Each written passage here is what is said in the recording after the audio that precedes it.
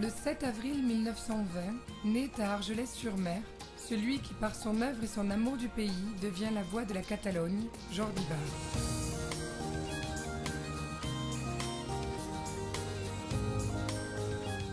Le premier contact avec la musique, c'est des petits orchestres qu'on monte avec les copains, quoi.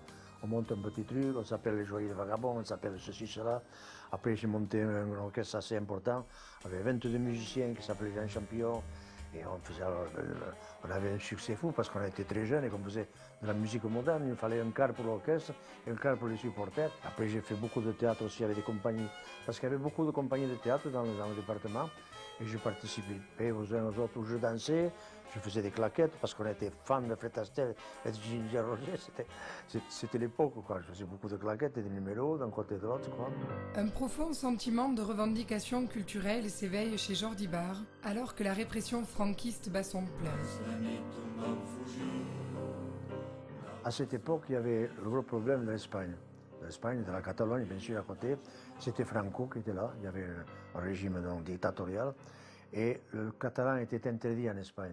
Alors, on est venu me demander si je pouvais les aider. Alors, je suis allé à Barcelone et j'ai fait mon premier disque en catalan. Il y a quelque chose qui s'est réveillé sûrement en moi. C'était plus le Georges Bar qui chantait, qui faisait danser. C'est peut-être je ne changeais pas de prénom, c'était Georges Jordi, quoi. Et avant, on m'appelait Jordi, et j'ai continué à m'appeler Jordi comme ça, mais c'est devenu un besoin et une force qui rentrait en moi. Jordi Bar doit être rattaché à la première génération de la Nova Canción. C'était l'homme de l'autre côté des Pyrénées qui venait soutenir un combat qui, à l'époque, s'exprimait dans un contexte politique très dur, de répression. Et c'est quelqu'un, l'un des rares, qui venait prêter soutien, solidarité, et qui, comme la plupart des chanteurs de l'autre côté, a été interdit de chanter à tel moment, avec peut-être plus de risques que les autres, puisque lui, il était en quelque sorte l'étranger qui venait soutenir. Au départ, on avait monté le Fanal San Vicente, toute une chorale mixte, et avec un engouement extraordinaire, et par-dessus marché, on a eu une chance, parce qu'il n'était jamais arrivé ici, on est passé à la télévision. On est passé à la télévision, 3 fois la télévision française. Au sein du Fanal San Vicente, on avait formé un groupe qui s'appelait le groupe Pamboli. Jobo et Pamboli, le pain avec de l'huile, quoi. Et on a formé ce groupe qui a eu un succès extraordinaire. On a joué dans tous les villages du département, enfin dans beaucoup. On avait un monde fou et on est arrivé à faire plus de 200 concerts dans une année. C'était extraordinaire. Et un beau jour, on nous a demandé de faire l'Olympia. Ça traduit une sorte de reconnaissance extraterritoriale dans un lieu mythique, mythologique, l'Olympia, tout simplement d'un désir de chanter. Ce qui était extraordinaire, c'est qu'on est parti d'ici comme une grande équipe de rugby. Il y avait plein d'associations qui étaient à la Havanera, à l'aéroport, pour le départ, des majorettes, des chœurs, des chorales. Il y avait de tout, comme si on allait faire un championnat de quelque chose. Et à l'arrivée à Paris, à Orly, aussi plein de gens avec des drapeaux et tout. C'était tout. Il est assailli par les majorettes, les fanfares, les groupes folkloriques qui sont là, les fans qui sont là pour l'accompagner. C'est vraiment,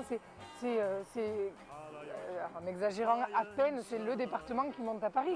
C'est des avions affrétés pour ça. C'est l'émotion majeure pour lui, pour ceux qui sont l'entourent, pour ceux qui vont monter, mais ça devient l'émotion majeure aussi pour un pays qui se sent à ce moment-là représenté par Jordi Bar.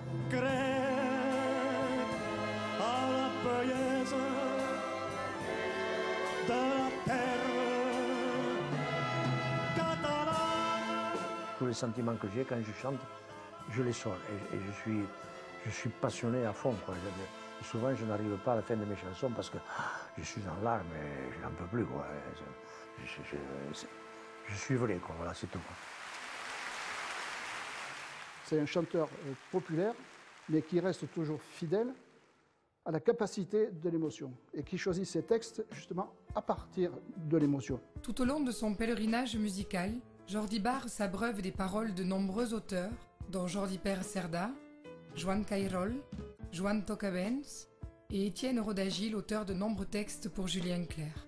C'est quelqu'un qui donne beaucoup de lui-même, qui exige beaucoup de lui-même et qui donc forcément exige beaucoup des autres. La rencontre du producteur Jean-Pierre Lacombe est déterminante.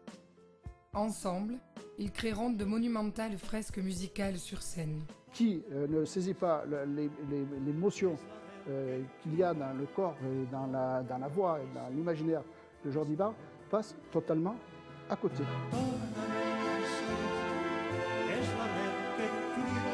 Ce n'est ni un chanteur populiste, ni un chanteur cérébral.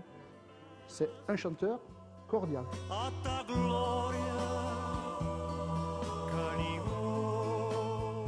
La contribution de Jordi Barre à la culture catalane est à l'image de la Catalogne, riche, rayonnante de beauté, à la fois puissante et calme comme cette vague qui vient s'échouer sur le rivage de son enfance. Je chante ce pays, j'en ai pas vu la moitié peut-être. Il y a des choses magnifiques. Pour peu que vous sortiez dans la rue, dans le premier petit village que vous croisez, vous trouvez des choses extraordinaires.